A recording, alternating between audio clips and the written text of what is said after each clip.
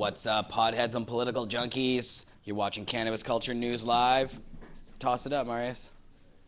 I'm Jeremiah Vandermeer here, waiting for this lighter from Marius. Mr. Marius, thank you. I'm just gonna hit Duchess first off, because I haven't had a bong rip today, out of Duchess, that is.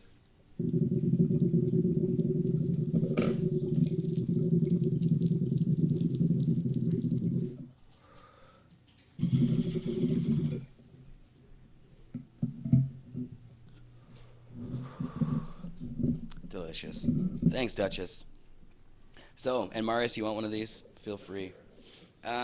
So, big show today for you guys. It's Friday, 4 p.m. Pacific time, and on the show today we have Adam Scorgie, producer of The Union, the awesome documentary that is one of the best ways to convince people that that the drug war is just a horrible thing. It's really a great film. It's award-winning. Been seen a lot of times online. It's all over the place. It's been very successful, actually. And recently, it was played on Parliament Hill for some members of our government across the board, too. It was NDPers, Liberals, and even Conservatives were watching it. So we'll talk to Adam about that. We'll also talk about the sequel to The Union, which is coming out, called The Culture High. So that should be interesting, and he's going to have a lot to say about all of that stuff. Also on the show, Mr. Marius, taking a bong rip. Gonna slam that, brother? You want to get some camera action there? Sure, I guess. Why not?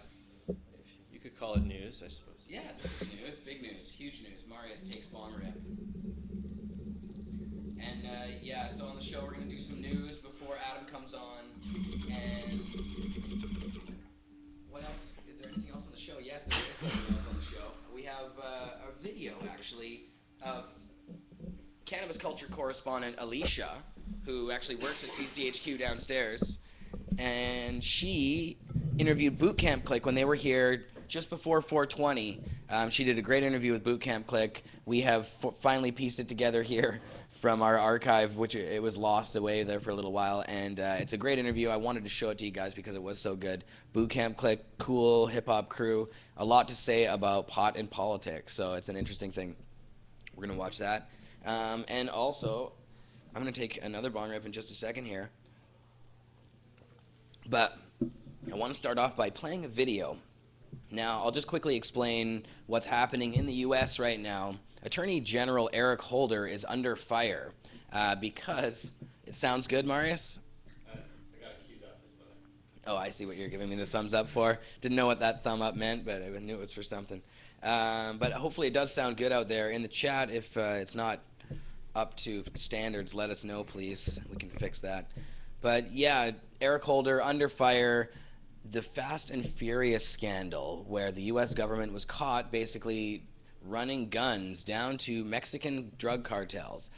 This isn't the first time that something like this has happened. They're exposed, though, big time now. And I guess Holder and his posse had told the Congress that they didn't have anything to do with it, didn't know about it. Now, new wiretap evidence shows that they were signing off on wiretaps. They knew what was happening, knew all about it. We're going to go to a video. You have which one loaded up, Marius? Headquarters protest in front of White House? No, that's not the one. Which one did you want? CIA or drug smugglers? The other ones are still loading. Oh, okay. Well, you know what we can do? Official, that's probably the one you want. That was the one I wanted. Okay, yeah, that's still loading. That one's still loading? Yeah. Now, we could play the Bronner thing. Because we did play this video on Mix Show earlier this week, on Monday. I don't know how many people out there actually saw this. I think we probably should play this anyway because it is a great little video and it is a big piece of news in our community, so let's do it. Why not play it? So before we get to the Holder thing, I guess that video is just not quite ready to go yet. We're going to go to another piece of news here. Dr. Bronner's Magic Soaps, made with hemp. In our community, they're a very popular item. They're all over the place. We sell them downstairs in our store here at CCHQ, 307 West Hastings. And you can use the soap to, of course, clean yourself up, do all that kind of thing. It's a good shampoo even. You can even brush your teeth with it. It's safe for you inside and out. And yeah, there's a peppermint flavor, somebody said in the chat. And it's really great stuff. When we go to Seattle Hemp Fest, they have a gigantic Dr. Bronner's soap display where they spray people down with foamy soap that they have. It's quite awesome. I think that's the Dr. Bronner's display. I hope it is. I'm pretty sure it is. But yeah, it's very cool stuff. Anyways, not only do they have this business, but they are also taking part in the activist side of things in the pod community. And this video shows the CEO of Dr. Bronner's, David Bronner, out in front of the White House protesting, setting up a cage. And we'll play the video. It kind of speaks for itself. Marius, you want to throw that on? Check this out, guys.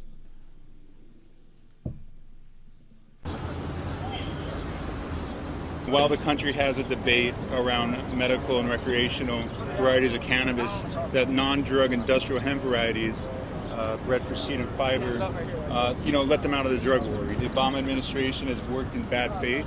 They have refused to meet with, for instance, the North Dakota delegation from the governor on down. They're ready to grow hemp under North Dakota law.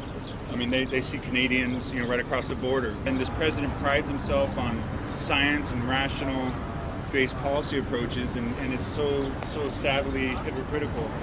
I'm putting myself in jeopardy. I'm basically saying, look, it's just been incredibly disappointing for us. We had such hope.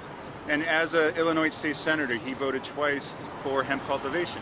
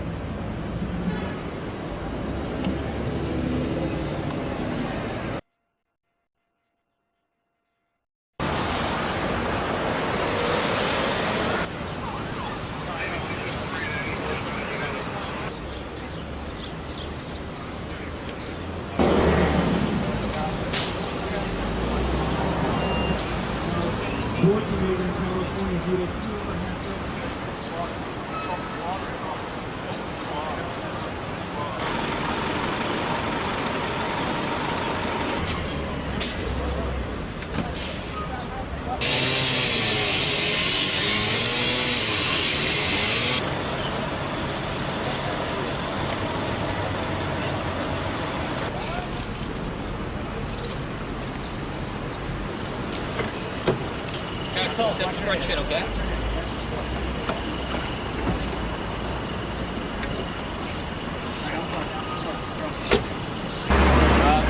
Reefer madness shall be buried. American farmers will grow hemp again. Hopefully there'll be a piece of the puzzle here of ending prohibition sooner versus later. I think we're all fed up, but I think the country's shifting.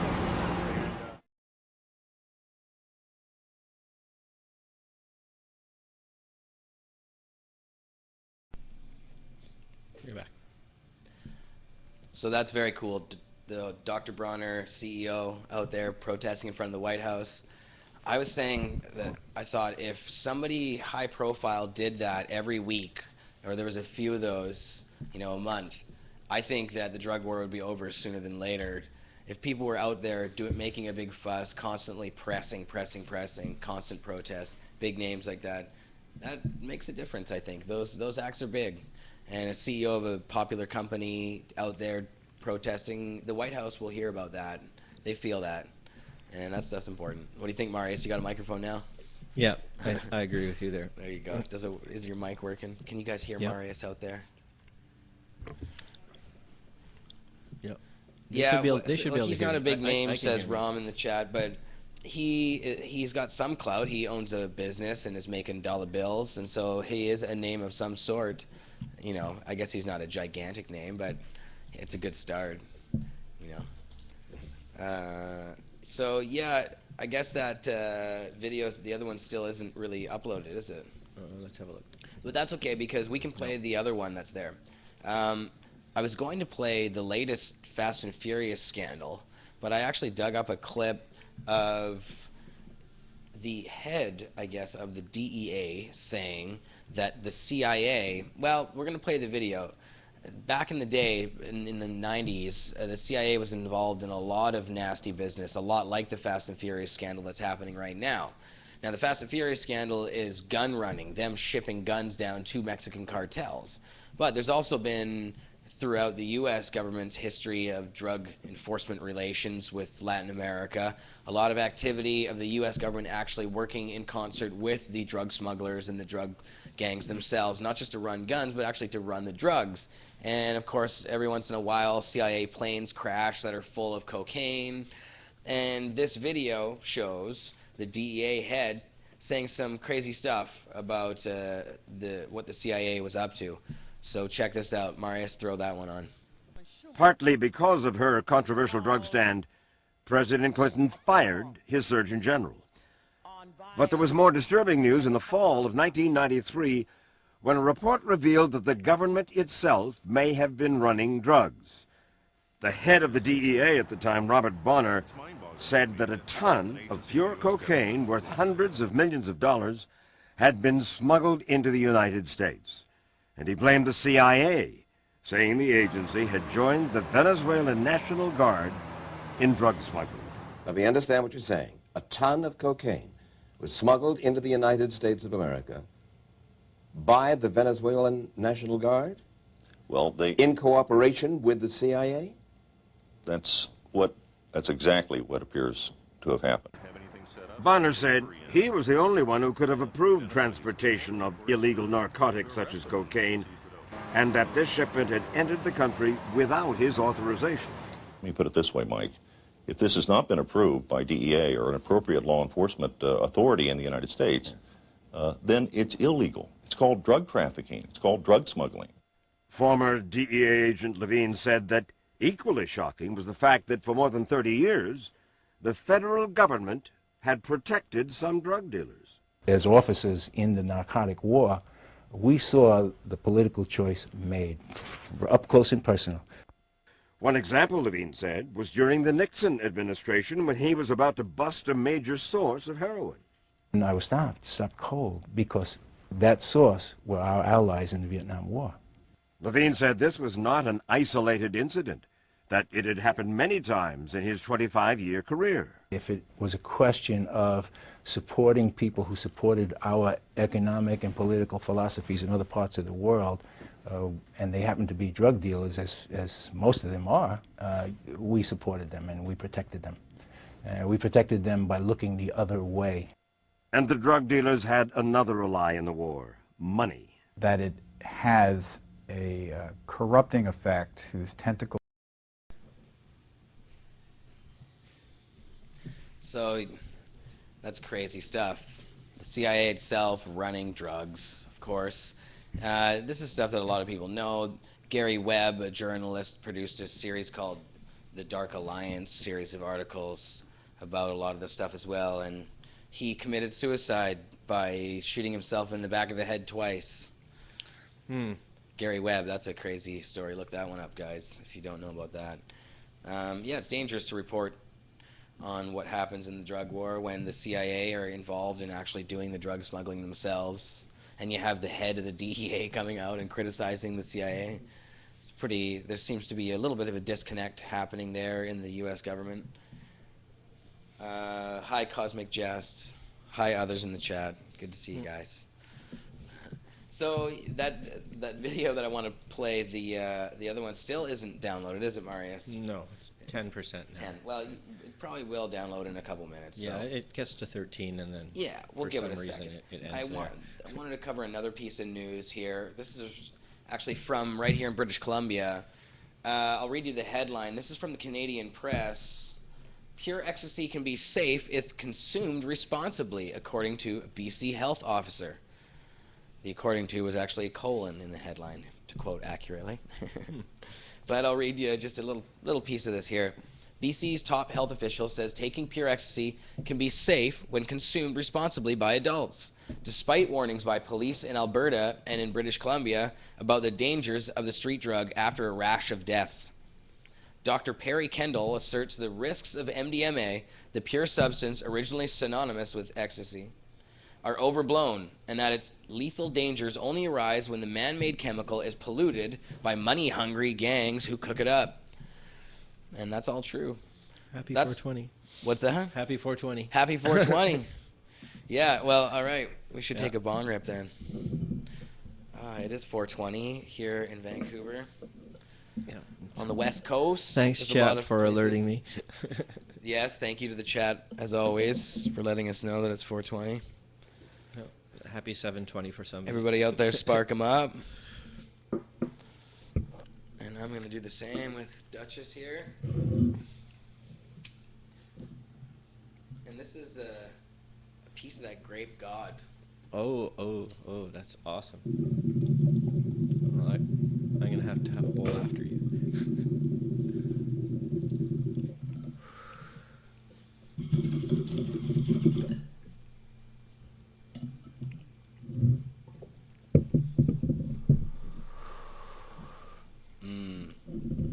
Yes, that's very nice. Yeah, you can have one of these too, Marius. Feel free. Sweet, thank you. Wow, that was good stuff. Yeah, so very cool about. But I'm going to read you a little bit more of this article, actually. I thought that it was cool what he said, but it's interesting because I guess well, I'll just continue reading. It kind of explains it here. He says, that's why the chief provincial health officer is suggesting the risks of black market MDMA could be mitigated, for example, if it were legalized and potentially sold through licensed government-run stores where the product is strictly regulated from assembly line to checkout. So ecstasy at the gas station, you just pick up a little packet, or there's a store specifically for it. I like that idea. Why the hell not? If you can buy energy drinks and all that kind of stuff, why not ecstasy? It makes you happy. I don't see why not. Yeah, and that underlies one of the real dangers of drug prohibition, is that it's in the hands of the gangs and you don't know how safe it is. Yeah, and people still want it. I'm still going to buy ecstasy, but now I just have to go to the black market to get it. Well, it's the same for any drug, truly. Yeah, it's very true. He took issue with a story by the Canadian press earlier Thursday that characterized him as advocating legalization, saying that isn't his position. Quote, I am quite a strong critic of prohibition because I don't think it keeps drugs out of the hands of vulnerable people, and I don't think it does much to reduce harmful use, and I think it has other harmful effects, like putting billions of dollars into the hands of criminal enterprises, Kendall said in an interview Thursday. If one was to look at MDMA in that context, then hypothetically one could see it and a number of other illicit drugs being legalized. I am advocating a process to look at that rather than advocating the legalization of any specific drug. However, if it were to be legalized, it could be used under medical supervision because psychiatrists are currently exploring its use for PTSD. And if it were to be regulated for recreational use, then it certainly should be strictly controlled, and one hypothetical mechanism might be like we use for liquor stores. Only I would suggest it would need to be stricter and more stringent than we currently have for liquor stores. So you go to the ecstasy store. Interesting. So this is the health officer in BC. That is pretty cool. BC's come a long way here. We have a lot of mayors. We have a lot of politicians, former and current, coming out suggesting they should legalize marijuana or at least make it decriminalized or lowest police priority, so on and so forth. Yeah, and now ecstasy too. This is good to hear. Yeah, the voice of sanity in our medical department. Who would have thought? No kidding. And I like ecstasy, actually. I'm a big fan of ecstasy. I think it's one of my favorite drugs because it really does make you happy. I have a hard time thinking of how something bad could come of ecstasy use. In that way, if it is clean and doesn't harm people. There's a story out of the UK a year or two ago when David Nutt is his name. He was the drug head of the UK. He was like a czar, I guess, or whatever they have there. He was in charge of that, the top drug scientist.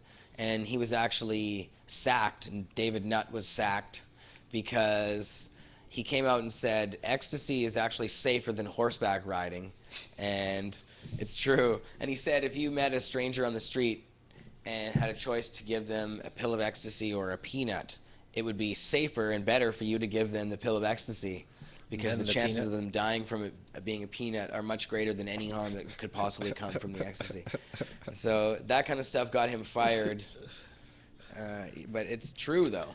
And as for horseback riding, ecstasy is much less dangerous than horseback riding. People die all the time from horseback riding. Very few people die from ecstasy use, and a lot of people are using it all the time. It does happen. Sometimes people overheat, that kind of thing. But yeah, remember, kids, horseback riding is not cool. That's right, kids. Mothers Against Horseback Riding. Yeah. So how's that video come along? Let's have a look. It's done Senior now. DOJ officials. It looks like it's ready. You want me to cue it up? Roll. We might as well go to that video. Yes, please do, Marius. This one is the Fast and Furious scandal. So skip forward from that last CIA drug running scandal to today. We have the current Department of Justice sending guns down, and Eric Holder, the Attorney General, telling Congress, we don't have anything to do with it. We didn't know. And that's where we were as a couple days ago. But this changes things a little bit. Marius, throw this one up. You bet. The chairman of the House committee investigating Obama administration's Fast and Furious operation has a simple message for Attorney General Eric Holder tonight. We want the truth. This afternoon, details from wiretaps suggest that high-ranking Justice Department officials misled Congress and provided false information about the flawed weapons sting. Here now for an exclusive interview, we have House Oversight and Government Reform Committee Chairman Darrell Issa. As always, Mr. Chairman, thank you for coming on. As I understand it, you've got this new information that says senior Justice Department officials knew about this Fast and Furious and actually approved it, contrary to what they have been telling Congress. Can you tell us more? Well, absolutely. The whistleblowers very kindly have given us additional documents, exactly the kinds of documents we're not getting from the Attorney General and from Justice, that show specific signatures and emails back and forth to some of the highest-ranking people in Justice, including those that work directly with the Attorney General, like Lanny Brewer, like Grindler, like Weinstein. These are people, these aren't household names, but these are the people that either are going to be held accountable or we have to hold Eric Holder accountable for basically a continued cover-up of those people who are today responsible for Brian Terry's murder 18 months ago. And, Mr. Chairman, 6 wiretaps, as I understand it, and 7 wire intercepts provided a lot of information to you and your committee? They did, and in fact, this is one of the areas that's very sensitive. We don't want to release the specifics of these wiretaps. These are really part of an ongoing investigation. They could be used in prosecutions. But what we do know is the people who signed them knew what was on them. And knowing now what I know, what the head of ATF, former head of ATF, Melson, said, you read these things, it makes you sick to your stomach to realize that people who should have said, stop this gun walking, in fact, were signing wiretap requests, warrants, if you will, that were very knowledgeably knowing that you had these people doing it. They knew that weapons were going straight to Mexico. They knew it for a fact, and they knew who was moving them. The other side of this, though, as I understand it, you correct me if I'm wrong, I'm really reading from your statements today. Mr. Holder, Attorney General Holder, has said on a number of occasions that, quote-unquote, senior Justice Department officials were not aware of the Fast and Furious operation. Now, this new information strongly, overwhelmingly suggests senior Justice Department officials, maybe even Mr. Holder, were in fact aware. It's a complete, I don't know, falsehood, cognitive dissonance, I don't know what to call it. Well, this is one of the real problems, and Eric Holder and I are going to have another round with Judiciary where he's coming before that committee. He'd like to talk, I guess, about law enforcement in general, but he's got to answer the question of why is it they keep implying that they have to wait for their newest IG to finish an investigation rather than act on people who clearly knew that gun walking was going on, they knew where these weapons were going, and yet they allowed them to continue. this is the question for Eric Holder. Now, I take the Attorney General at his word when he said he didn't know. But that begs the whole question of, now that he does know, why isn't he doing something about it? Well, in this story, I want to give credit to the Daily Caller. It's an excellent internet operation. It says Attorney General Lanny Brewer, if I'm pronouncing that right, or Breyer. Yes, anyway, Lanny Brewer. All right, so she authorized the wiretap applications on behalf of the Attorney General. What does that mean? That sounds like it went right up the flagpole. Well, you're exactly right. Lanny Brewer, who's a man, in fact, is the head of, if you will, the criminal division, probably considered to be number 3 there, and ultimately is responsible for all of these criminal investigations, including the wiretaps, and the people that worked for him, obviously all the way up the chain. And this is one of the big questions we have, not just on behalf of Brian Terry's family, but also on behalf of the American people. Aren't there supposed to be protections in the wiretap process? Aren't there supposed to be checks and balances against rogue operations? They'd like you to believe this was a rogue operation, but then the checks and balances didn't work, and the people responsible for them not working still are on the job, and they're political appointees in many cases. No, that's the thing, the political appointees. That's just where I wanted to go, because it sounds like up to now, before you secured this new information, they were trying to protect the political appointees, push it down or push it away. I don't see how they can do that anymore. Haven't you, in effect, broken this thing wide open in terms of what? Assistant AGs, deputy AGs, and maybe the AG himself. And how can you get that? How can you have them come up, fess up, and really tell the public what the heck went on? Well, on Thursday, the Attorney General is going to have to answer some questions, and obviously for this committee, regardless of whether we get full discovery, our intention will be to bring these individuals that we now know had direct knowledge before the committee, and that ultimately, and that includes Cunningham, a gentleman who's retired, who was at essentially right in the middle of this in Arizona. So, are we planning on doing more things? Yes. Can we hope that the Attorney General realizes it's time either for himself to leave or to make sure those responsible are held accountable and leave? Right. That's the least the American people should expect. Well, that's what I wanted to know. Is there a contempt citation coming? Is there an impeachment proceeding coming? It just seems like it's all sort of in your face. The Justice Department just will not come clean. What happens next, sir?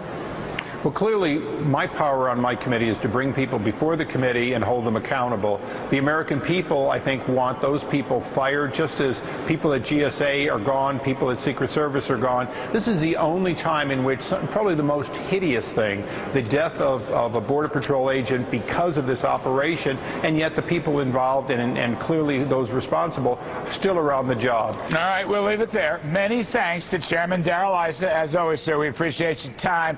Up next on Kudlow. All right, we're back. Get that later? Oh, yeah. Oh, nice. Landed. So, Fast and Furious. Holder's in a lot of trouble. There's senators calling for his head on a silver platter. Guess they want to eat it. There's this whole face eating thing going on now. Everybody's into it. Yeah, so I don't know, it's crazy. I wonder if anything will really happen. Will Holder get away with this, as he usually does? This one, I think, is big trouble because there's this contempt of Congress thing, him lying to Congress, saying he didn't actually know anything about it when, of course, he did. But yeah, it's kind of scary. They can just usually get away with this kind of stuff. Maybe this time he won't. I'm gonna take this bong rip. Yeah, but I did see today that Issa, the guy who was in the video there talking, actually was making a deal with Holder because there is a contempt of Congress thing going on against Holder. But now that will be delayed if Holder says he'll give up these documents and all this kind of stuff that I think he should have to give up anyway. I don't know why it's like a bargaining chip for these guys, but supposedly they're going to allow him to get away with it or something, and they won't hold him in contempt if he gives up the rest of the documents. And Buds is now directing the show. That's okay. Buds, you aren't the director. You want to be the camera person? All right, that's the cat. Oh, you can... No, he's on the boom mic over there. Hilarious cats in here.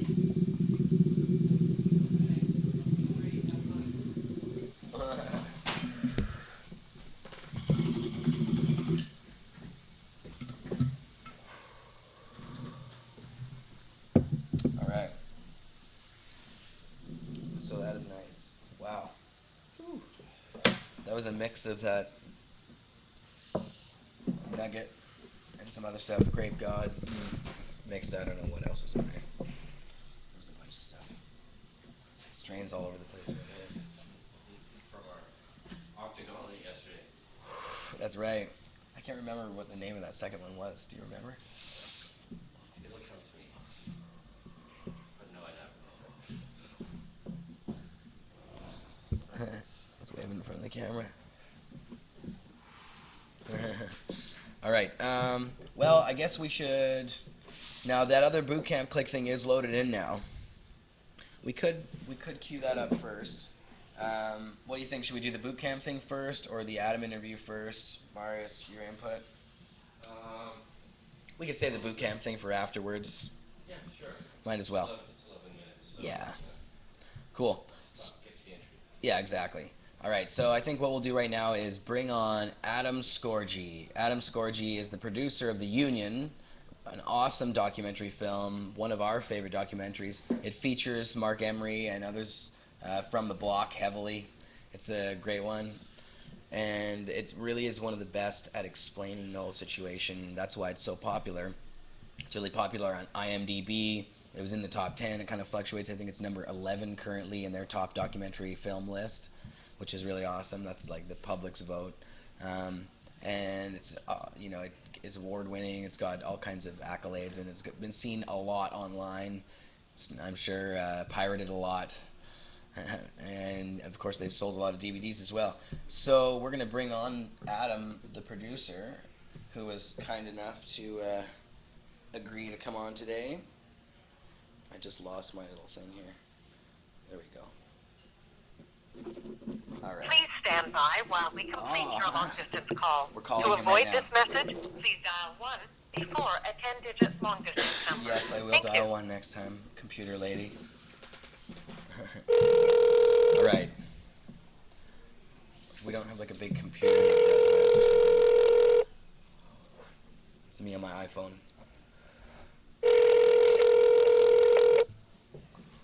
Hello. Adam. It's Jeremiah. Hey, Jeremiah. How you doing, man? I'm doing good, brother. Yourself? I'm doing very well, thank you very much. And hopefully our audience can hear you out there. Sounds like we're getting a little bit of feedback. Yeah, we're getting a bit of static. Hang on, let me see if this works. Does that work better? I can hear you pretty well. Yeah, that sounds Can you pretty hear me? good. There we go. It sounds better there. Yeah, that sounds pretty good, for sure. There we go. So, Adam, how you doing? I'm doing really good, man. I really can't complain. In the last little bit here, it seems things are turning the corner for me. Right, there's a lot of stuff going on. You've been working on a lot of projects, and of course you have an upcoming project. I guess we should talk a little bit first about The Union, your previous project, the one that a lot of our audience will know you for. The Union is the little engine that could, I call it. It's the little film that nobody believed in that just never seems to lose public interest.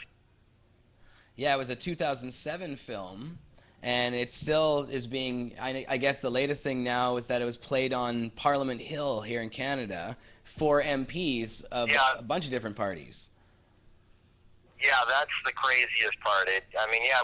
We finished film in 2007, did the theatrical run, and then 2009 it got out on DVD because it took like 2 years to get a DVD deal because everybody said it wouldn't have any commercial success. But we proved. I actually have the original email from my distributor where him talking to my sales agent saying, I don't see this film having any commercial success, but hopefully you can prove me wrong. And I asked him, I was like, well, Nolan, can you ask Phase 4 what would be commercial success for them? And he said, well, if they sold 20,000 units in the first year, that would be a good little gem for them. Well, we sold 23,000 copies in the first month. So they were ecstatic, and they're like, whoa, this little film's been a little gold mine for us. And good for them. It helps in the long run. They're the only ones that made any money, but it helps because now they're pre-buying the follow-up film, The Culture High. So it all seems to work out in the long run. And then, just when we think we're moving on to our new projects, then we get an email like we did a couple months ago saying, hey, this is from Joyce Murray's office at Parliament Hill, and we'd like to screen your movie to help educate parliamentarians on cannabis prohibition and you know, the Stop the Violence campaign that's going on. And like I said to you earlier, I thought this was a joke. I was like, come on, you want me to go to Parliament Hill with the movie? So, no, sure enough, I wrote them back, and they're like, no, they're taking this very seriously. They want to screen your movie to use the information on there as a catalyst for a bill that the Liberal Party wants to introduce next year. That's great. And it wasn't just liberals who were watching it. It was there were conservatives and other people involved as well. Yeah, no, there were senators and other people involved as well. It's just they were the ones starting the initiative, but when they sent out the invites, like Joyce Murray, when she was saying hi to everybody, there's a senator there, there's several MPs from different parties, and some of the conservatives showed up, and, you know, even Joyce was like, wow, I didn't know you guys were coming. It's awesome. This isn't a closed event. It was open to everybody, so, and we consider this a bipartisan issue. It's just we're looking for sensible policy in Canada, and we think everybody should weigh in on this, so thank you for coming. And the part that really moved me and the director, Brett, the most is in the room is how seriously they took the film. Like, I mean, they were laughing and stuff because there is a lot of humor in it and stuff like that, and that was even what some of them some of the MPs and the senator commented on, is they didn't realize how fun and entertaining it would be. And that's kudos to Brett, the director. That's the key thing to making a great, impactful documentary, is that at the end of the day, if it's a feature, it still has to be a movie. It still has to be entertaining, because the moment it gets dull, you've lost people, right? Their attention's gone, and they're out, they're going to switch the channel. So it has to be high-paced and entertaining throughout the whole thing. And, you know, for our first crack at a feature film, Brett really did hit a grand slam. Yeah, and it's been very popular. Of course, it rates really high in all the best of documentary lists out there. And it really, you know, we always hear about the union being the one that changes everybody's minds, that kind of thing. What is it, you know, of course you hear from the people that see this all the time, I'm sure. Is there something that stands out that resonates with them, or some reason why it does resonate with them so much? I figured that out when we were at Parliament Hill, what the thing is, and again, it's really kudos to a great director, and what Brett did is that the simplicity of explaining the scenarios, right? You can't take for granted an audience knows any part of it, right? Like a lot of the times when the story was being told by, you know, other filmmakers or activists and stuff, like they skip a few steps because they assume people would know that as general knowledge. You got to remember, when you're researching a subject, yes, to you it's general knowledge, but to 99% of the public it is not. So Brett really simplified what the arguments were, right, but made them in a very entertaining fashion and really quick pace, keeping up with the new age era, right, with YouTube clips, fast transitions, and quick quotes and stuff like that to keep your mind always constantly wanting to pay attention. And it's that simplicity that, although it seems like it'd be easy, I'll just make it simple, it's not. But when you make it simple to understand and you engage people's, interest the whole way through, that's what actually got them to listen to the facts, right, is the simplicity and the entertainment. If you didn't have those, then people aren't going to listen. If you try to bombard them with too many and it's not entertaining and it's not simple to follow, then it goes over their head and they don't retain it, and then they're not going to have an impact. Right. And I mean, we only ever set out to make a great film, right? We never set out to change policy. We never set out, there's much better warriors and people that have been doing that. We're just filmmakers, you know, that wanted to make a great film that could be respected by all that saw it. So we also came at it from that angle, right, that, you know, production quality and storytelling and all that had to be done well. And when you do that well for a documentary, it ends up affecting you and affecting your emotions like any good movie should. And when a movie affects somebody, then they're really going to pay attention. And that's why it seems like it's just become, you know, as you've said too, I mean, I've received thousands of emails from people saying, man, like, your film got my parents to apologize to me, or your film, you know, changed the minds of me and my family and has got us to try, you know, using cannabis for a sick member in our family, or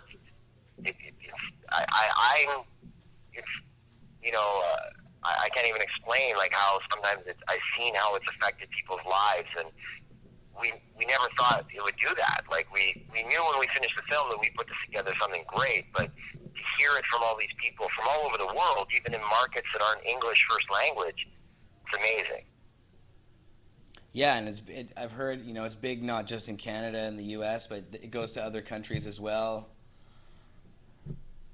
Oh no, like yeah, we get emails. The UK, it's hugely like viral in the cult because our distributor over there did nothing with it, and they said their warehouse burned down with all their DVDs and everything. Oh, no. So, but I mean, I've been recognized as far as Australia. I was down with my shirt. I was wearing a union shirt, and I was down with my family, and some guys were like, "Boy, Mike, that movie is amazing," and I was like, "Oh, thank you," and they're like, "Why are you saying thank you?"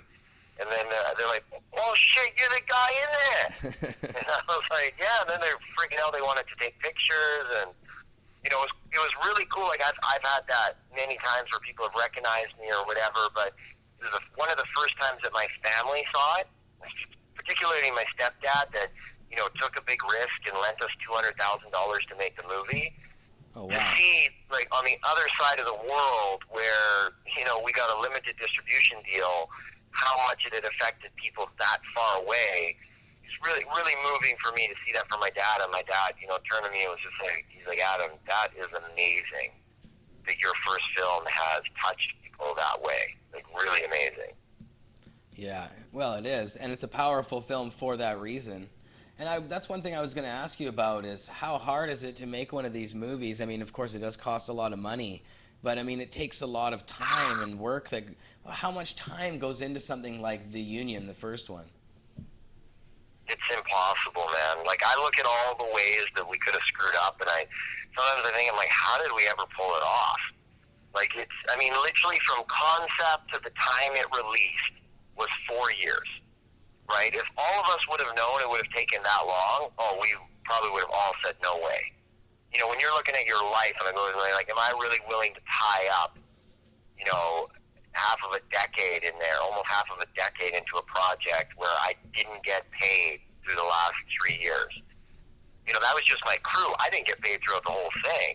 You know, and then I borrowed $200,000 from my dad, and I mean, I was starting to look, I feel like that movie, The Astronaut Farmer, like people were starting to think I was crazy, right? I put so much time and effort and money into this, and, you know, we didn't let anybody see it till it was ready. We'd show little clips and this and that, and people that don't understand production and how much it costs, like, you know, I'm sure my family, when they just saw clips, like, man, we give you $100,000 for that, like, you know, what's it, like, they don't get it, and, you know, even my wife at times was like, man, all I ever hear you do is talk about this stupid documentary, and you're spending all this money, and you should just go get a corporate job, and, dude, like, literally, I remember just the weight of the world, and, I mean, all this happened, like, right when my wife was pregnant with my daughter.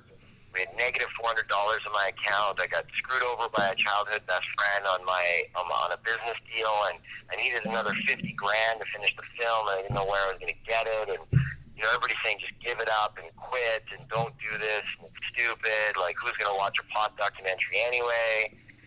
And one of the things was that at that point I borrowed so much money from my dad, it was the only chance I had at making it back, because I had to get this thing released. I had to get it out there, and thank God I stumbled onto Facebook and everything at that time. Like, it was before Facebook became mainstream, and every business was saying, join us on Facebook and Twitter, and I was just doing what you pay people to do now. I was building interest and sending clips and photos and getting friends to like it and building a community, so when it released on DVD, it sold a lot of copies. And, you know, but we still aren't even in the green. Like, I still owe my dad $80,000 for The Union, and, you know, even my manager calls sometimes because he's in Hollywood, and he's just like, man, he's like, Hollywood is so hard to impress people. And when I wear a Union shirt, he's like, man, I get pulled over like 3 times a day if people tell me how amazing that movie is. He's like, how in the hell have we not made more money off this movie? And I was like, right when the movie came out and it was the peak, and we hit was the crash of the DVD market. Blockbuster went bankrupt. Everything went closed. So it's like now everybody just rips it off online. And then, you know, people are so accustomed to stealing nowadays. Not only do they rip it off, they'll come tell me how they ripped it off on the site. Like, I just downloaded your movie. It was awesome. I was going to ask you about that. I was going to say, you know, do you hear about that? It must be downloaded a lot. Is it available for free online by you at all, or is it just they're just totally... Well, yeah, now we put it on there because we were finally just like, well, you know, we're going to get it ripped off either way, so we hope that, you know, we don't want to, because when it's ripped off, the YouTube and Google versions look like shit. Yeah. Right? So, like, man, we put a lot of time and money into the cinematography and the lighting of that, so we put it up on YouTube ourselves and just said, hey, if you're going to watch it, at least spread the HQ version that we have on YouTube. Yeah. You know, and just click the ad button when it gets in the way, because we get at least 5 cents for that. Yeah, exactly. Oh, man. Well, and I guess that's part of You know, we put it up there for people to share, and it's never, you know, and then it's so funny because you get dumb people being like, oh, yeah, you greedy bastards, like the message should just be given out for free and everything else. I'm like, hey, I want everybody to see the message, but, you know, when you borrow, you know, just about $250,000 from your family, you just want to pay them back, right? Like, everybody thinks, like, we must be millionaires, right? Like, no, I still work at Shaw Cable doing a sales job, right, while I produce, and then when a project gets green-lit, I can quit my job, and then at the end of a project, I'm back to searching for a new sales job until the next project gets going. Right. Well, and the next project... So if you want to get into making featured docs, man, you need to... The glamorous have hard life. skin, and hopefully your family has lots of money, because they're not lucrative. Wow. No, it's true, man. I know documentary films. And of course, it's because there's not a lot. How many theaters did the union go to? And films that aren't big, huge films don't really make money at all, ever. No, they don't. And they, especially like docs, take so much work because, you know, you have so many shoot days, right? Like, you know, in a movie, for $1 million movie, a lot of times they'll be like 15 shoot days done, wrapped. Right? Like, you know, for Culture High, we're looking at a budget, we're trying to get 35 shoot days, right? So that we can interview as many people as we can, so that we can, you know, get a lot of great scenic shots and go visit hemp museums and hemp fields and manufacturers and, you know, other political buildings and stuff like that. And, you know, and then to license, you know, news footage, like that's $175 to $200 a second, you know, so like, you do 1 minute, right, and you're looking at like $6,000 for a minute of footage, right? And then how much you use, and it's tough. And the way the kind of the model that why we were able to get some pre-sales for the Culture High and stuff is that, you know, they're looking at doing these event theatrical where the first 6 screenings will be in target markets, and, you know, we'll have some, of course, us, the director, myself, everybody there, and then possibly a celebrity or two, and then you get, you know, you pay $50 and it's an event. You get like 2 drink tickets and you come see the movie and you can do a picture and autograph session, kind of like what happened with music, right? Like musicians are forced to tour, right? Instead of like, they can't just make all their money on record sales anymore. Right. No, because on the And internet... that's what happened with movies, with indie movies, especially docs. So that's what we're really excited about with, you know, and that's why we're reaching out for the Culture High, is that, you know, in order to deliver the film we want to make and be able to get the footage and put it into theaters, because you have to pay to get into theaters now. Theaters don't pay you.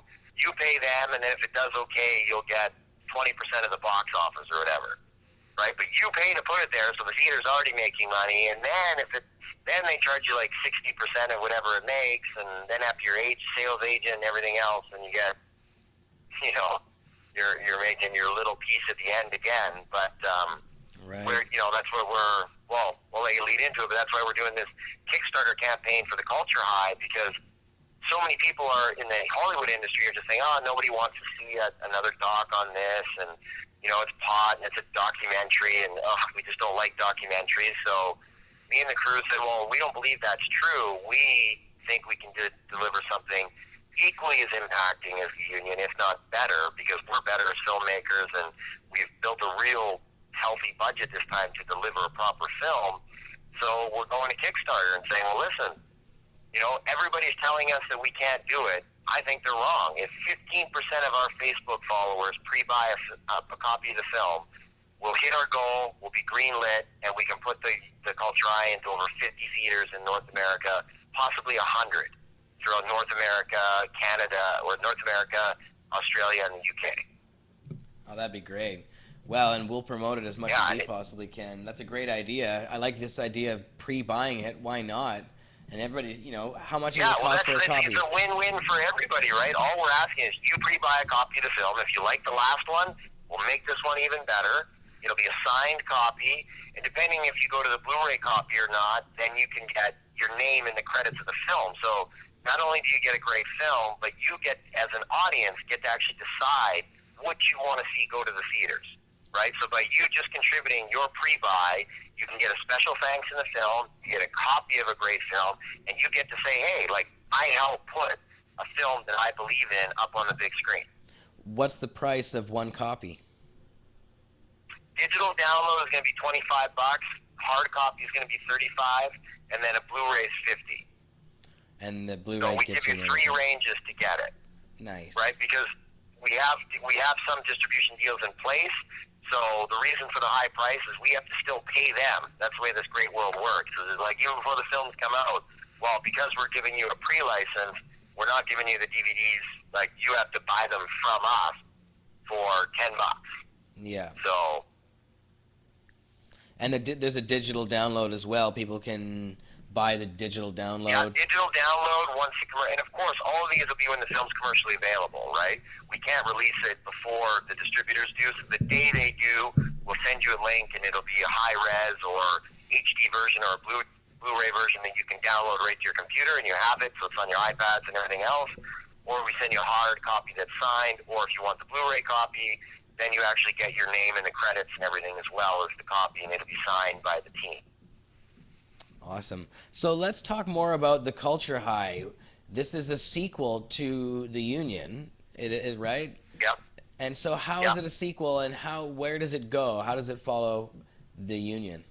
Well, here's the quick way that we explain it. The first one is really about the business and focused on North America, and the second one is really about this global culture shift that you're starting to see with the way people view drug laws, specifically the cannabis laws.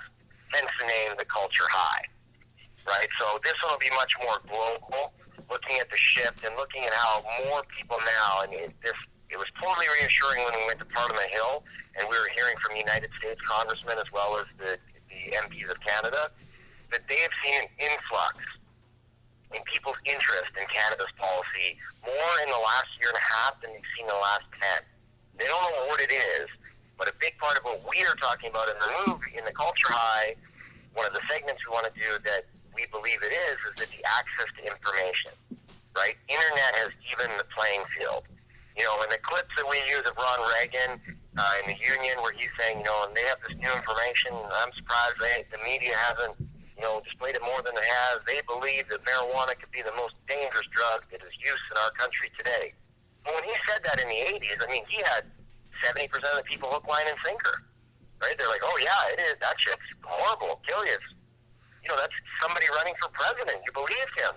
That's when we believed what those guys were saying. Now, you're getting anything like, man, congressmen, they can't pull any punches now because you can Google fact check their ass in 2 seconds.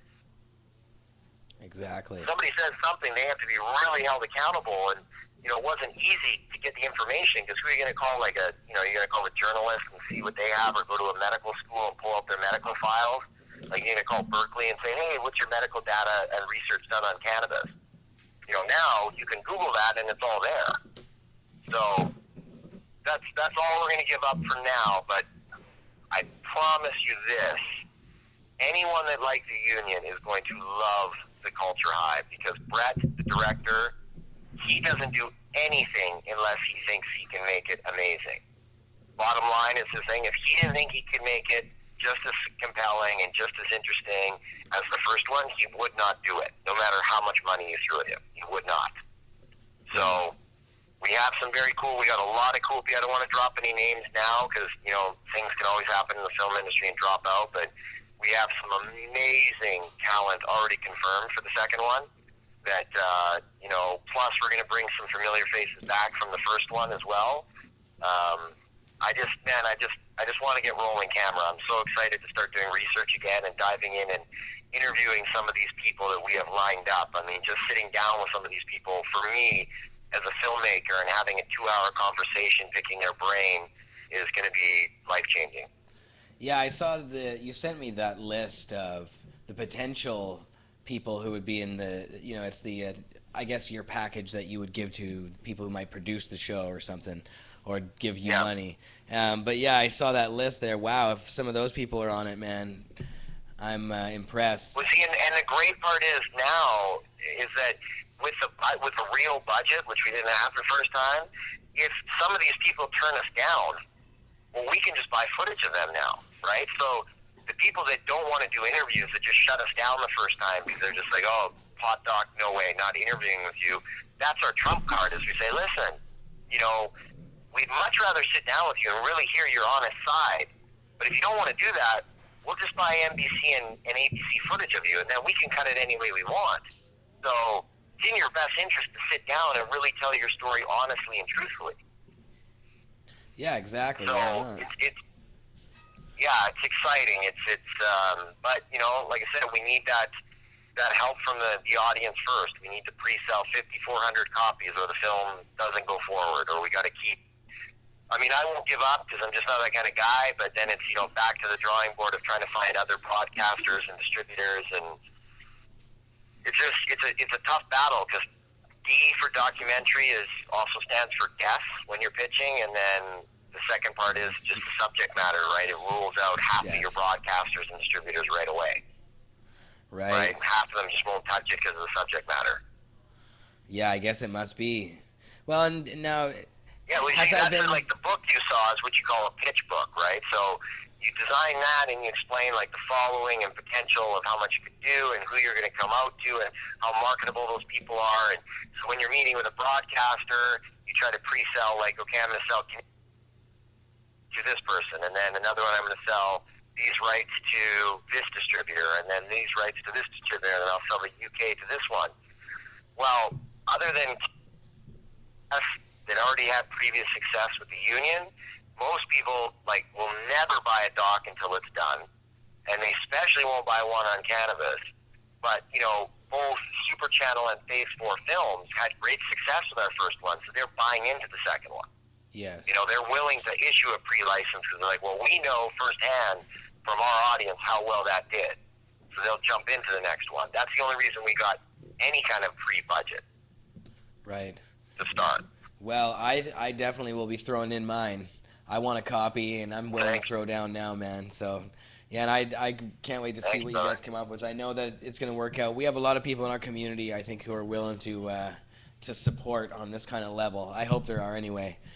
So we'll put the word out. Oh man, you guys have always been great down there, and I mean, there's a lot of familiar faces in the first one from down there, and but that's what's kind of unique that I'm really excited about the Kickstarter thing too, is that it's right away, if we hit the goal we're going for, we'll be the highest Kickstarter funded Canadian documentary ever.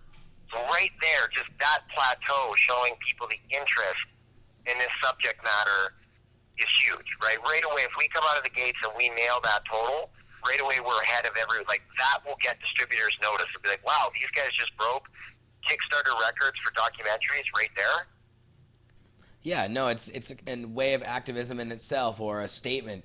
If this many people are willing to throw down. It's a statement of just how well you can. People are like, oh, there is an interest, because that's what distributors never know until something hits, or I don't think they know. They all seem to think they know. I don't know if our audience will be into that because, like I said, I have the original emails from my distributors. They're like, I don't see that having success. And then when we did more than they were anticipating for an entire year, they're like, whoa, this is a great project.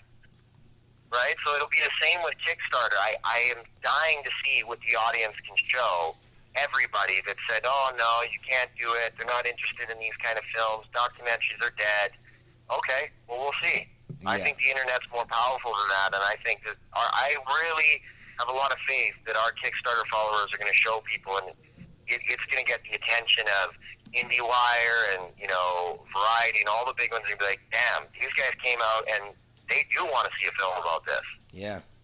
And so the chat here, I'm looking at our chat room, and they want to know where they can go to pre-buy online. Can't do it yet. It's going to come out August 20th. August 20th. And it'll be very simple for everybody. It's going to be a video and it'll explain everything and have simple links for everybody. You'll watch the 3-minute video, it'll explain what we're trying to do, and it'll have all the widgets, so you can forward it on Twitter, you can send it on Instagram, or not Instagram because it only does videos, but YouTube, it'll be everywhere. But it launches August 20th, and we're trying to do it at the peak time of social networking, which is 3 o'clock Eastern Standard Time. So we're trying to launch it by noon. The only holdup there might be Kickstarter. We have to submit it the day before, and then they approve it. And then if they approve it, it should launch on June 20th at noon. And then it's easy. The video will walk you through. The buttons on the side are there. If you already have an Amazon account, it all goes through Amazon. And you don't get charged unless we make it. You do a pre-auth, but if we go all or nothing, if we don't get the full 190,000 or 5,400 copies, then it doesn't get forward and the film doesn't get funded at this date, maybe in another year or something. But if it does, then we're rolling camera by the end of August, beginning of September. Excellent. Well, that's very exciting. And the cool part of what we're doing in this one that we didn't have in the first one is that we're going to be building the Facebook community where you are going to get to follow we're going to have footage of every interview. Like when we go down to interview Joe Rogan, we're going to have footage and we're going to have pictures and, people asking questions, and we can interact with people. And then we go interview Kevin Smith or politicians. We're going to have everybody following the whole journey. So it's not just us filming the film. Everybody comes with us as we go through this journey and interview these people and go through the process of making the film. Very cool. I was going to say, when you were describing to me the story of you trying to make the first film, I was saying the next documentary should be about how you made the films itself. Yeah. Man, it's funny I've often said that would be way more interesting. I mean, the first one, that's why I've written a few people. I don't usually get into when there's negative comments because I just don't deal with trolls and stuff online. I only deal with positive people. Yeah. But a few that have made these comments about being greedy or something, and I've had to explain to them a few times, like, listen, I'm still $100,000 in debt. Still. And I'm diving into another one. I sold my house to finish the financing of the first union, right? Everyone thought I was nuts. Sold my house, I had 70 grand in equity, put it into a film. I did that's the number one rule in film. Don't ever sell your valuables and put it into a movie. Because it's riskier than gambling. Breaking the rules. Right? So that part offends me, man, because that's not, and there's only been a few, there hasn't, but I wrote them very professionally in a way to say, listen, here's how this works, here's how this breakdown works. So when someone's asking you to pre-buy a copy or to buy the copy off of Amazon for $9.99, like, hey, if you can't afford it, I get it, man. We're going through a global recession. I get it. You're a college student. You can't afford $9.99. I totally understand, man. There's times when my credit card is maxed, and I'll go to back somebody on Kickstarter, and I can't even back them for the $50. I have to go to the bank and put cash on it so my card will go through. I get it. But what we're asking, that's why we put the video up for free on YouTube. We're like, hey, if you watch it and you liked it and you want to support the indie guy, go on Amazon and buy a copy. We still only get like $3 of that after distributor taxes and everything else, but hey, we appreciate it. But I get it. If you can't afford it, perfect. Get it on Netflix, right? Free. Costs you nothing. You already got your Netflix account, right? Those ratings on Netflix, that helps too. So I'm glad that, that you guys have me on and so people can really understand what it's like for all documentary filmmakers. Because I thought that was just for me and about the subject matter, but I've talked to a lot of them. I mean, other than Michael Moore or Morgan Spurlock are the few very big ones that have hit some really big ones that have done millions and got theatrical releases. Yeah. Man, we struggle all the time on how we're going to try to make another one and how we're going to hear that Bill's crazy. And I'm sure every other documentary filmmaker's wife just wants him to quit and go get a sales job or something. No kidding, man. Well, it's the whole starving artist thing. But you're a fine artist at your craft. And now I was going to ask you about some of your other projects, not necessarily marijuana related, but I know you've been working on another film, at least one other film. Is that true, or is that... Yeah, I've done a couple. I mean, I just had the tremendous honor of working on a Bruce Lee documentary called I Am Bruce Lee. I saw the trailer got to work for with that. Bruce Lee's daughter and his widow, Linda Lee. Amazing experience. I learned a ton. I worked with an Emmy award-winning cinematographer and Oscar-nominated director.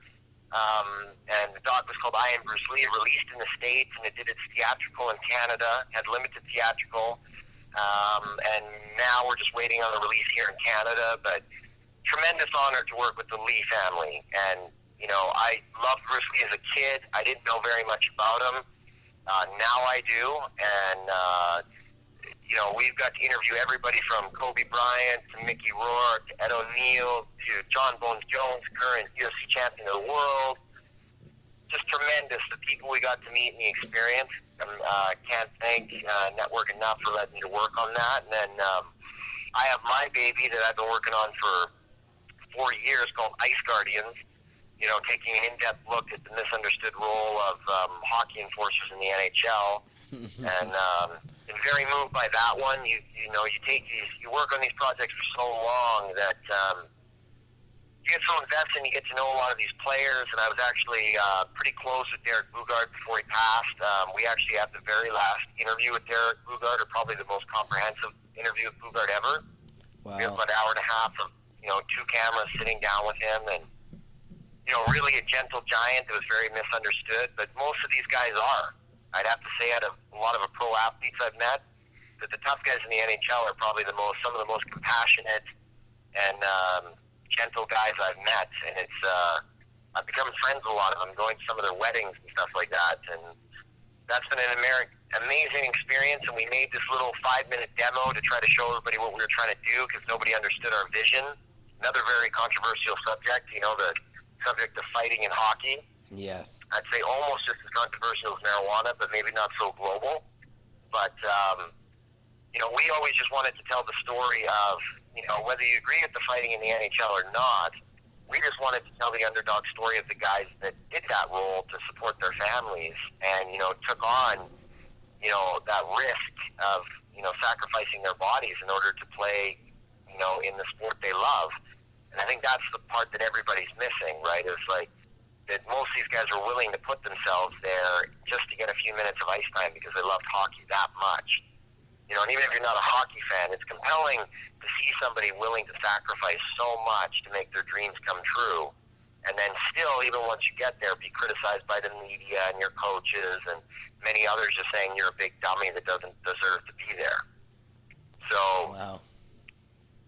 Hi, that's the short that we did is in consideration for Sundance, so got my fingers crossed. I'm hoping that goes through. And then just recently, we wrapped on a documentary about Boom Boom Mancini, who was the former lightweight champion of the world, and in his second title defense, he accidentally killed this guy Dooku Kim, a Korean fighter in the ring, and his fiance was 3 months pregnant with his baby boy that he never met. So we had Ray Mancini and Ji-won, who's the son of Dooku Kim, the Korean fighter, meet for the very first time. Even though their lives had been interconnected for years, they'd never actually met each other. So another very, I mean, when I first got into the film industry, I wanted to do dramatic features, but my love for docs, and you get to know these people and follow their lives and get interwoven into their stories, I can't picture myself ever not doing documentaries in some form. I love them way too much now. Wow. And talk about drama. I mean, the real life drama that you're talking about there of those two people meeting, that's better than any dramatic fictional film. Oh, man, and the dinner table scene, I mean, I don't want to give away too much, but, you know, we have this scene in Ed O'Neill from Married with Children and Modern Family. He was good friends with Ray. He was at the dinner, and we had this Korean translator and the mother and Ji-won. And the Korean culture is so amazing. They're so forgiving and loving, and they said to Ray at the dinner table, and the translator's crying as he's explaining this to Ray, that he's like, you know, we want you to take the burden off your heart. Because he's like, I see your 3 beautiful children here, and you wouldn't have had them had my father, you know, killed you in the ring. So please take the burden off your heart. Oh, man. Like, we were all crying that day and, like, rolling camera and giving away too much of the film, but it's wow. Amazing film as well. Very cool. Now, these ones, sorry, are the last two you've explained, the hockey one and this one, they're not out yet. They're still in the mix. No, the last one is called The Good Son, and we're actually looking at that going out to some markets right now. Super Channel and a few other people are interested in doing the Canadian release on that. That's just about to do its like film festival tour and release here in the next year and a half. The Ice Guardians one, unfortunately, the big hold up there is that we need the NHL's approval to use some of the footage we had. So I'm meeting with the NHL at the NHL draft in a couple weeks here to hopefully get that through. Otherwise, unfortunately, that one's not allowed to see the light of day, the demo we put together. We might release some of the extra footage on CBC or something like that, just the sit-down interviews, because we're allowed to do that. But we're still hoping to get the okay from the NHL to move forward. So I have a big meeting in 2 weeks with all the big head honchos to hopefully put that through. So fingers crossed. Wow, yeah, no kidding. And so I guess they probably wrap these things up pretty tightly. I mean, they don't want a bad message about anything to get out there. But I guess, I don't know, how do you convince the NHL of something like this? Are you nervous? Well, that's why we made the demo, because the demo, nobody comes out of the demo looking negative at hockey. Because when you interview these guys, you know, we got to interview legends like Dave Semenko and Bugard before he passed, and Eric Goddard, and you know, we interviewed some superstars too, like Jerome McGinley and Clark Gillies, and you know, a lot of different guys to hear that, you know, none of them were forced to be there, and they're men willing to go do that role in order to protect their team. And like I said, the part that I think everybody's missing in the media, of course, they always want to pull the worst side of it, of like the tragedies of the three tough guys that died. Although none of them were related, and trust me, there's so much more behind their deaths that being friends with Bugard, knowing Reed Belak, and knowing Rick Rippon, it's not all just from fighting and head dramas, but it was a great story for the media, right? Very similar to what you see with cannabis, right? Like, they make connections, like, in weird places, and seems to make sense, and you buy into it, and, of course, nobody's saying punches to the head are healthy, but you know, with those three tragedies last summer, three of them dying, them all being tough guys, it's like they don't want anything to do with it. And my thing has always been to try to sell them on the story of like, listen, I'm not here to glorify fighting or put a negative spin on it. I just want to honor the guys that did it and that are a huge part of hockey's history. Yeah. Whether you agree with the fighting or not, the enforcers in hockey have been there since it started, and they're a huge part of the game's history. And unless you can explain where the game came from, where it is now, you're not going to have a good understanding of how far they've changed the game to try to fix these things. You know, you only have these misrepresentations that you see in the media here. You see a clip and you make a judgment. It's so similar to cannabis, it's frustrating sometimes. Where people just see something, they read an article, and that's the opinion they have, right? And then, nope, I can't look at it any other way. Yeah. But I think if you follow a few of these guys for a season, and you talk to a whole bunch of legends that, you know, played the game and loved it and loved their time in the NHL, even if you come out of the film and you still hate fighting or whether you like it, you're going to understand the guy. And when you understand the human and you can connect the human side to it, it's just you're going to have more compassion for trying to understand what these guys did. Yeah. So that's my pitch. Oh man, that's very cool, and I'm sure that the NHL will go for that. I mean, it sounds like it's really a positive thing in that, you know, we need to look at this angle about these guys. As you said. No, you need to see, you know, in the NHL, everyone keeps giving them a bad time, but they're doing a lot of things right. They're really trying to look after their players, and they're trying to change, you know, help with headshots and everything else. And, you know, but similar to the cannabis argument is that people always, there is 5% of concussions in the NHL come from fights. The other 95 come from body checks, right? But you would think from what you're seeing in the media that, oh man, like 60% must come from the fighting. You know, it comes from the hits. It's a fast game. You're going 30 miles an hour on razor blades on ice. Yeah, no kidding. You know, and you're pounding people into boards. Yeah. You know, they're showing that hockey has more concussions than football, more concussions than...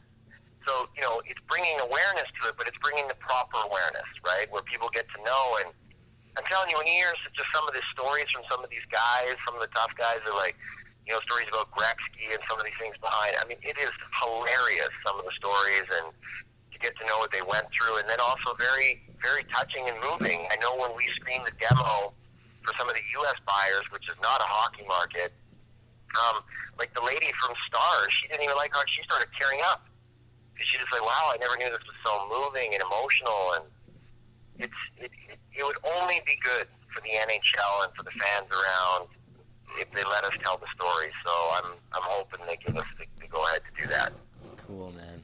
Well, I wish you the best of luck with that movie and with the Culture High and with all the other projects going on. We'll do as much as we can to get the word out, and we'll definitely send people through to the site once it's up there. I guess August 20th is the date we should be paying attention. No, June 20th we launched the video, and then August 4th is the deadline. So we'll send you a widget that, you know, if you guys could put right on the website, that'd be fantastic. You know, it'll be, my guys have been grinding hard on this video for like 3 months because they've been working 16-hour days and having to do this, you know, from 10 o'clock at night till 2 in the morning. Because we wanted to put a video that's, you know, very, very impactful, that just sending it out does all the work, and you'll want to support. So I appreciate you having me on, man. I appreciate all the support. I really can't thank you guys enough. You guys have been great for the first film, and I appreciate the support in the second one. Oh, man, well, the film is fantastic, and everybody here just loves it to death.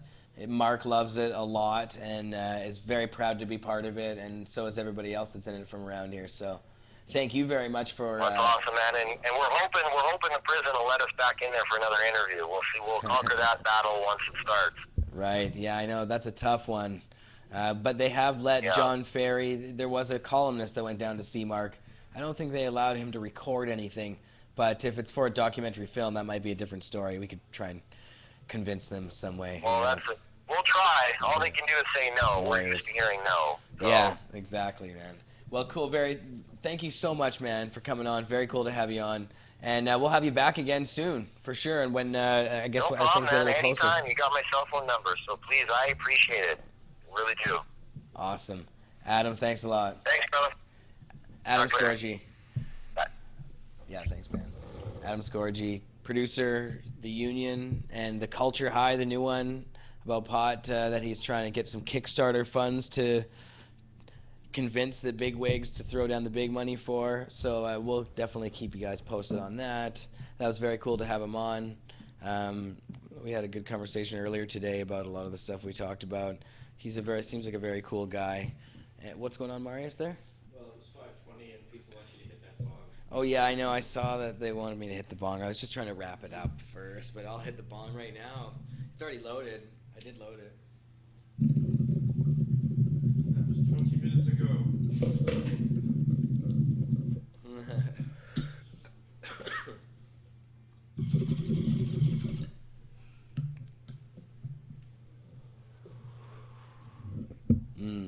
Delicious. Very nice. Yeah, Princess was a bit slimmer. This one is curvy. Girl from Norway says. I think that's pretty true. Princess was a little bit slimmer. The neck is a little thicker on this one. Princess was a little thinner. But the bowl, I think the bottom of Princess was a little bigger. We're sure about that. Yeah, we have... Yeah, that's right. Princess actually had a fatter ass, but she's a little thicker up top. Duchess is a little thicker up top. Looks like I got my high on.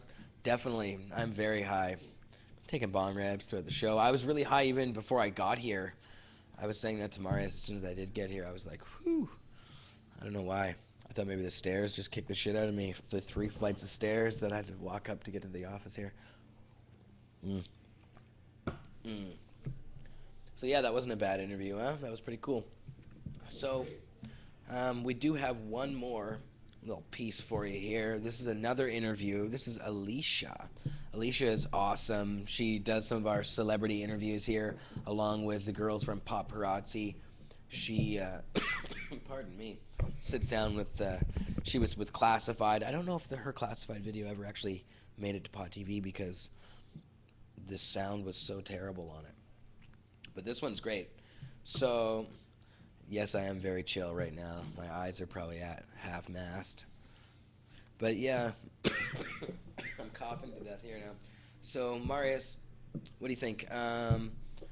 Should we throw this video on? We'll just go to the video. Check this out. This is Boot Camp Clik. This is Buckshot, Steel, and Tech. 2 guys from Smith & Wesson and Buckshot from Black Moon. These guys are cool rappers, really well known in the hip-hop community. And they have a lot to say about pot and politics, so check this out. Hey, it's Alysha here from Cannabis Culture, and we're going to be sitting here with Buckshot and the rest of the crew from Boot Camp Clik. Smith & Wesson is in the building. Yes, sir. Shut the duck down. Watch it, we're good. Do you guys have anything planned for 420 this year? We celebrate down at Vancouver Art Gallery usually. Yeah, what we have planned is a big message. That is to tell everybody, get your local promoters and your local agents to book Boot Camp Clik for 420, and we will be down here immediately. I mean yesterday, I mean right now. Yeah, it's a big pot day, but like every day is a big pot day for us, you know? Yeah. It's like, we do this regularly. This is normal, you know, mental meditation for us. So, you know, we party. Yeah. This is just like a part of like eating. Regular everyday routine. Yeah, we don't, you know, to some it might seem like a holiday thing, but to us it's like it's everyday living. Yeah. It's a big legalized day for us out here. I mean, they had to get, I think they do it in New York. No, but it's good to bring attention to the legal aspects of marijuana. And that's one thing that I do like about 420, because you see how diverse it is, and you get people to connect from all over the world and really talk to the politicians and the policymakers and let them know how necessary marijuana is and hemp. So I know that Obama recently has gone a little downhill with pot users. How are you guys feeling about that? He just recently raided the Amsterdam. Yeah, they raided Amsterdam. That was horrible. I think that it's tough when it's an election year, you know? You always find the politicians going hard on issues that are not really, you know, important. Like, it's more important for them to raid Amsterdam as opposed to finding what really happened with George Zimmerman. You know, it's just like, it's ludicrous almost. It's like kind of backwards. Like, marijuana don't kill people, people kill people.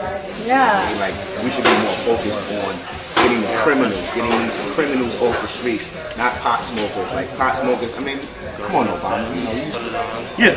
Come on, G-Dub. Come on, G-Dub. They probably smoking the doobie right now. We definitely got to approach it from a different. You got to come, all you pot advocates and all of the weed advocates, marijuana advocates, trees advocates, whatever name you want to call yourself. Try a lot of approaches, man. Take many different approaches to doing things. And let me tell you something. You know, one of the worst things you want to do is try to come at a politician with a kind heart, you know, or heart at all. You know, heart and logic don't mix; they go separate. Let me say something. I don't mean to cut your wisdom, but you might think, like, you know, a lot of rappers are real silly with the weed smoke, and, you know, it's like, smoke weed. A lot of us don't like, you know, we don't like to promote it because you get stigmatized that it's just for, like, criminals. Like, people who smoke weed are criminals, drug addicts. Like, that's crazy to me. Like, my aunt, she just passed away from cancer, right? She was dying. She was terminally ill. All the doctor could prescribe for her was one of the things that the doctors prescribed for her was Marinol.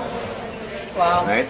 And you guys know Marinol. If you don't know Marinol, it's basically she took it orally, pill, and it allowed her to eat. Yeah, it's synthetic THC. Right? Mm-hmm. So it wasn't about getting high and all of that. It was just like it has so many different healing qualities to it that we need to really address this stuff. So yeah, 420 is one day we get to really, like, you know, address these political issues through entertainment and educate people.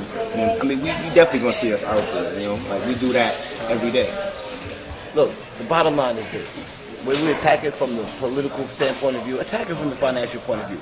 Let them know that the money versus now and then. The money that marijuana makes now, legally, and the money that it makes illegally. It's a tax thing. It's a money thing. When you say, look, if you legalize marijuana, right, it would be the same as legalizing tobacco. Keep that conversation in order. That's it. When you legalize marijuana and you start to think about all of the benefits that it brings as far as establishment, taxes, money, just legalize the money. If it's $1 billion a year industry without being legal, then it will become a $2 billion industry when it becomes legal. Why? Because now you have people who can openly transport it. Doesn't it make sense now? You say, well, no, now it's going to lose money because now that it's legal, nobody wants it. That's not true.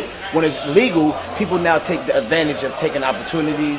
Transporters now get a job. People who have to bag it, people who have to write the prescriptions, anything, whatever. That's the point of view we have to take to get marijuana passed in Congress. We can't try to explain to them the medicinal rhetoric, the politics, because they're saying we have Pfizer, we have some pharmaceutical companies that are here. Why are you telling me about a medical answer when I already have one? Mm-hmm. But what you can never get enough of is money. So marijuana brings money, and at one point in time, it was bringing legal money. Now it's just bringing illegal money, just because some people are amending laws and putting laws in effect that makes it that way. What's it like where you're from, in Brooklyn? I mean, they don't got as good weed. They don't got as good marijuana as they have out in other places like Vancouver. But it's cool though. You know what I'm saying? It's we get something. We got the sour. You know what I'm saying? We got the sour by the hour that give me power. We got the perp. And then we got we got Kush, and then we got black weed chocolate, and then the rest of it is basically Reggie Bush or Reginald Denny or Reginald Denny, Reggie Bush, however you want to regular, the normal, Norman. Bud Light. Yeah, can I get a bag of Norman? Bud Light. I like that. But yeah, Brooklyn is cool, you know what I'm saying? And there's a lot of people that start to come out now that promoting the weed, you know what I'm saying, promoting marijuana. Shout out to Wiz Khalifa, you know what I'm saying? Shout out to Snoop Dogg, me and Joe Rogan and David. Well, shout out to Joe Rogan. Let me tell you something. Joe Rogan is a very, very thespianistic, intelligent, versatilistic, whatever the word you want to say. He's a genius. He narrated one of the movies we have, The Union. It's all about pot, the whole thing. It's amazing. It's all in Canada. That's right. Yeah. They got a sequel coming out called Culture High. Yeah, #2. Yo, shout him out, man. He talks about he knows a lot of Jews, everything from aliens to politics to marijuana. We have a lot of medical marijuana out here. So, do you have a lot in New York? Are you allowed? They just really started legalizing it in New Jersey, so it's right over the bridge and through the tunnel for us. They're bringing out dispensaries and stuff. And is it hard for people to get one? It's sort of, there's loopholes and everything going around in the hood, but as of right now, it's kind of hard to get that card. Yeah. They're going to eventually do it because money rules the world. You're seeing it now. Eventually, you're going to see it. Money rules the world, and marijuana brings a lot of money. And once the image of marijuana changes, the way the politics change. There was a point in time when if you wanted to be a president, a mayor, governor, anybody, if anybody said anything that damaged your pristine image, it ruined your chances of becoming that person. Mm-hmm. Nowadays, with the invention of the internet technologies, people just want the bottom line. They're like, yeah, that's the president. Wait a minute, but he was smoking marijuana last week. The public is like, so what? You can give it to him. How's he doing the job when it comes to Lala? And that's what we evolved to. Where it was before, they would go, oh my God, he did marijuana. I can't perceive. I don't want to support him. I don't want to support him either. And that was the old way. Those people are dying off. Well, thanks a lot, you guys. was awesome. Can't wait for you guys tonight at Fortune. Hey, Should be everybody good. support Black Moon, Smith & Wesson, Helter Skelter, OGC, Boot Camp Clik, Duck Down, the whole movement. Whenever you see the logo, you know where to go. So go to duckdown.com, and that's what we do. That's how we do it. And I'm going to tell you something else right now. And I'm going to put it to you loud and clear. Maybe clear and loud. Whenever we come to the V, you know what I'm saying, we always check our man Al. You know what I'm saying? Shout out to Al in the background. You know what I'm saying? Al the Jar Man. You know what I'm saying? You know, Al the Alchemist. You know what I'm saying? Al the Alchemist. You know what I'm saying? Because he's very good with alchemy. He knows how to. He just knows the chemicals of the life cycle. So that's why we call him Al the Alchemist. Get it? See me, I'm just grinding. That's all I do. Grind, grind, grind. Ain't nothing wrong with grinding. Grind, That's how bills get grind, paid. grind, yeah? Logic out of you? I'm good, man. What's up, Pez? No, liking the scenery, taking some flicks. Nice. Peace.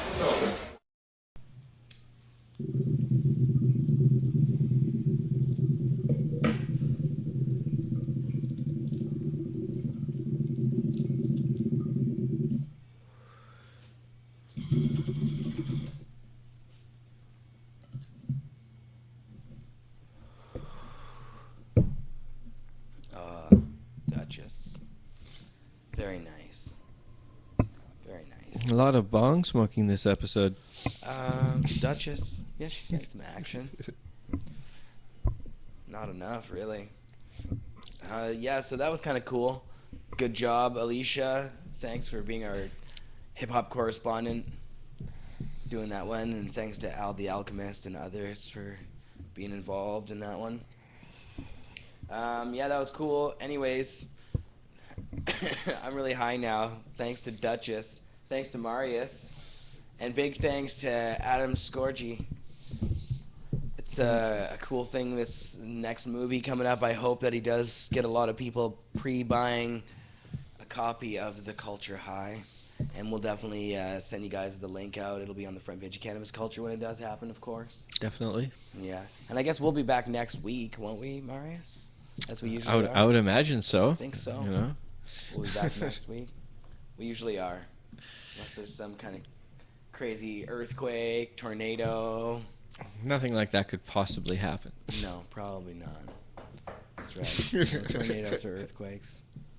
All right, guys. Well, thanks for tuning in. And, of course, there's a whole lineup of Pod TV shows that you can watch through the week at Pod TV. Not only live on our live stream channel, but on demand at the front page of pot.tv. So check it all out. There's a ton of stuff.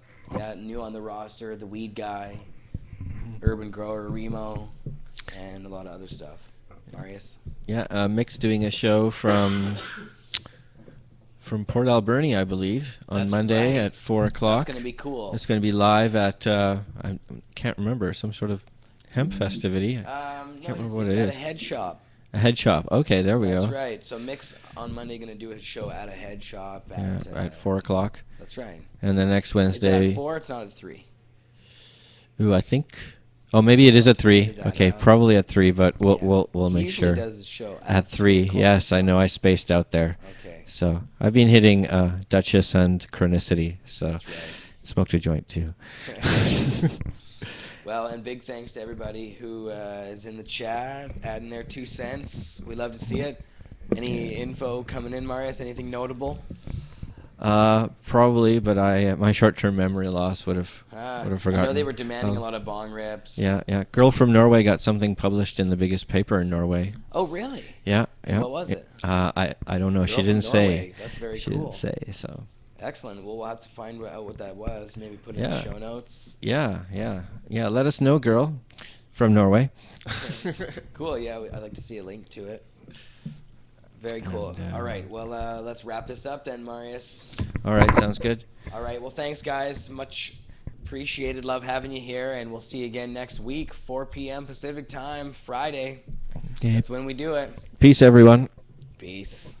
I'm not that high. I didn't know you were that high. Neither am I. Sean, the scapegoat is Are here you not now. high? How high are you? I am very high. I'm not high. Are you high? Very high. Oh, cool. We'll cut you off then. Steven, are Naomi you gonna? got to me. Not a fatty dab, a regular dab, because I hate wasting the weed. Can you guys believe Toronto's holding it down? I know, holding it down. I mean, other than they've had to bring in a couple new ringers at Pot TV to hold their weight down, known as the weed guy. They brought the weed guy on the show more often. Here, fill a bag and just pass it around to the potheads who don't smoke swag. Yeah, they brought the weed guy and Remo onto the Pot TV lineup because the potheads who don't smoke swag on the marijuana show were out hammering. Like, we were just, it was a mockery, really, in the Vancouver zone. It was just a mockery. Our team was just like, look, they're just overpowering them. So, we're going to demonstrate our total power because in Vancouver, they get permits. The activists work hard and they get permits. I'm almost ready to hit the zombie bong. I'm ready now. Oh, you just tell me what to do. I like it.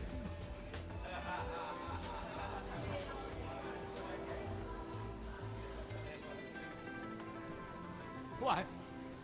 You can ask me to do hits like that more often.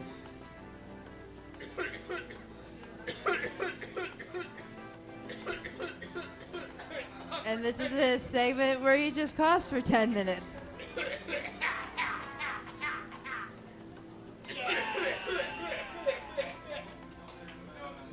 The champion, Matt.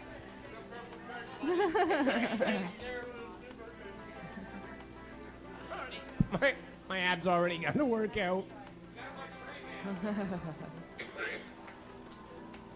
I'm dramatizing, okay? Excellent segment.